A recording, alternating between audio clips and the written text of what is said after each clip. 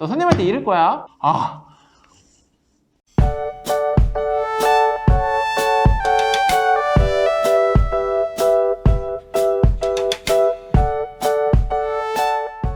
자, 대인관계 리더십은요, 두 가지를 기억해 주시면 돼요. 하나는요, 여러분도 좋고, 저도 좋고, 조던이 좋고, 마이클도 좋고, 재석이도 좋고, 명수도 좋고, 장훈이도 좋은, 모두가 좋은 승승의 마인드입니다.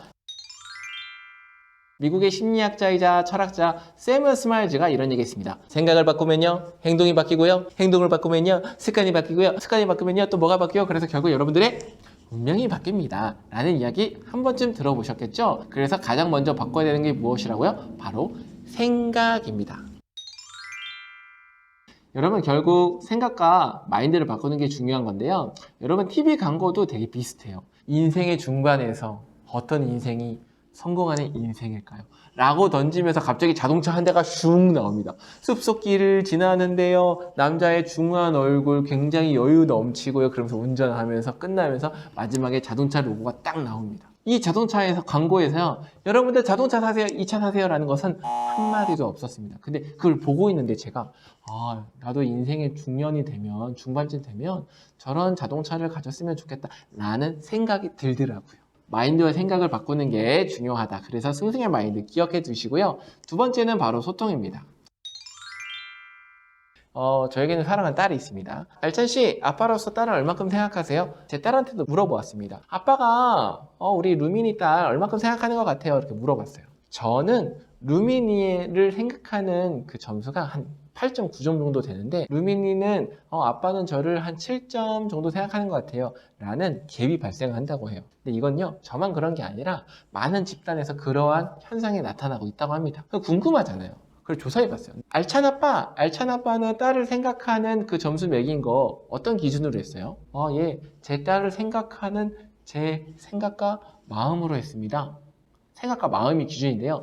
딸한테는 루미니 딸, 아빠가 루미니를 생각하는 마음 점수 매겼잖아. 어떤 기준으로 했어요? 루미니는요, 아빠의 말과 행동이라고 합니다. 한 사람은요, 마음과 생각 이걸 갖고 기준을 매기고요, 다른 사람은요, 말과 행동으로 기준으로 삼아서 점수를 매긴다고 합니다. 그러니까 다를 수밖에 없는 거예요. 예를 들어 볼게요. 잡스 선생님이 있어요. 잡스 선생님이 임원이랑 같이 해야 되는 일이야.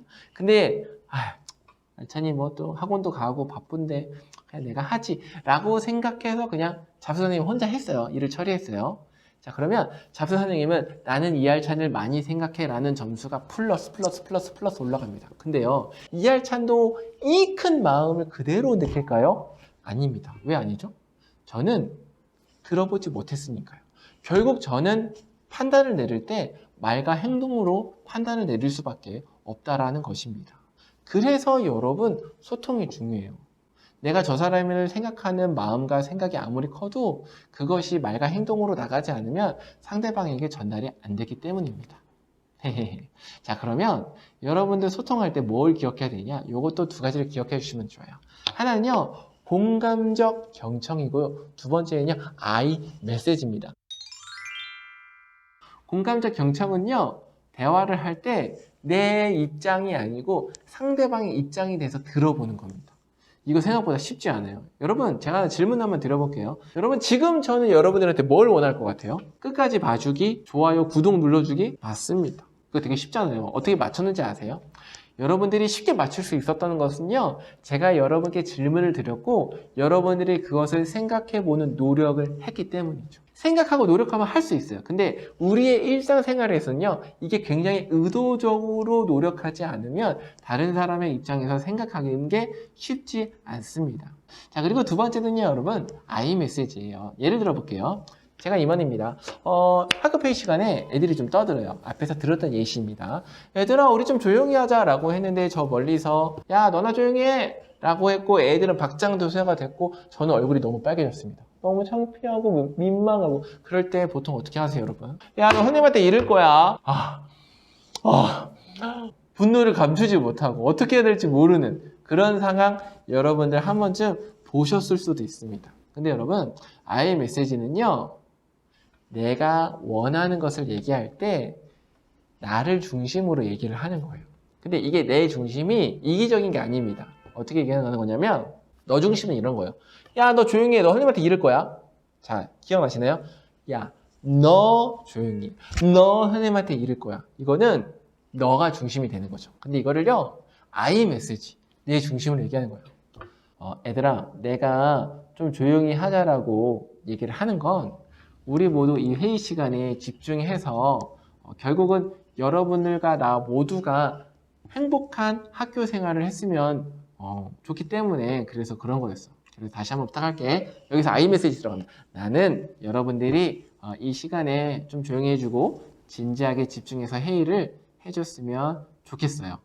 라고 얘기를 하는 겁니다. 그러면 여러분들 반에 있는 친구들에게 여러분들에 대한 생각이 조금씩 달라지고 여러분들의 리더십 점수가 올라갈 수 있습니다. 우와, 다른 애들 같았으면 저럴 때 되게 민망하면서 막 무안하고 화도 내고 선생님한테 이럴 거야 이러는데 알찬이는 다르네 라는 생각이 들어간다면 이미 여러분들의 영향력은 크다고 얘기할 수 있겠습니다.